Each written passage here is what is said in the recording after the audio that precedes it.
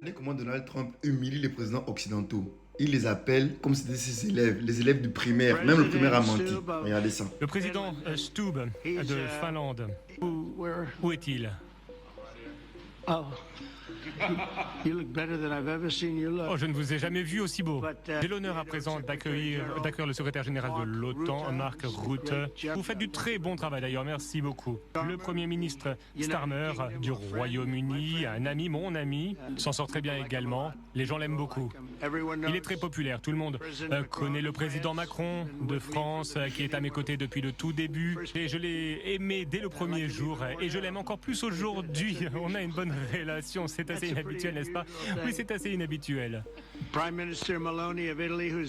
première ministre Meloni d'Italie, grande dirigeante, une source d'inspiration dans son pays. C'est une femme très jeune et pourtant elle a une grande carrière. D'autres politiques ne durent pas aussi longtemps qu'elle. Vous êtes au pouvoir depuis longtemps et vous allez rester au pouvoir longtemps. Le chancelier Merz d'Allemagne, un homme fort, un dirigeant fort, très respecté en Allemagne.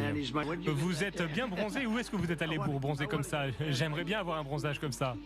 La présidente de la Commission européenne, Ursula von der Leyen, une personne avec qui nous avons signé un grand accord récemment. Je crois que vous êtes la plus puissante autour de cette table, bien plus puissante que tous les autres. Ça, c'est une humiliation totale. Récemment, le président Donald Trump a reçu les présidents africains et il les a fait pareil en fait. Mais avec les présidents africains, c'est encore mieux. Mais là, ce qui fait que les présidents occidentaux, en fait, il a montré que c'est lui qui dirige le monde en fait. Et les présidents occidentaux n'ont aucun mot, ils n'ont aucune parole à dire en fait. Parfois, quand je vois ce genre d'humiliation que Donald Trump inflige aux occidentaux, je me demande comment est-ce que les présidents africains peuvent se laisser diriger, peuvent se laisser commander par les dirigeants occidentaux. Je pense que les dirigeants africains devraient prendre l'exemple de l'AES et se détacher totalement des partenariats qui ne sont pas bénéfiques pour eux avec les présidents occidentaux. Est-ce que c'est pas possible que nos dirigeants africains puissent se laisser diriger par des gens qui sont dirigés?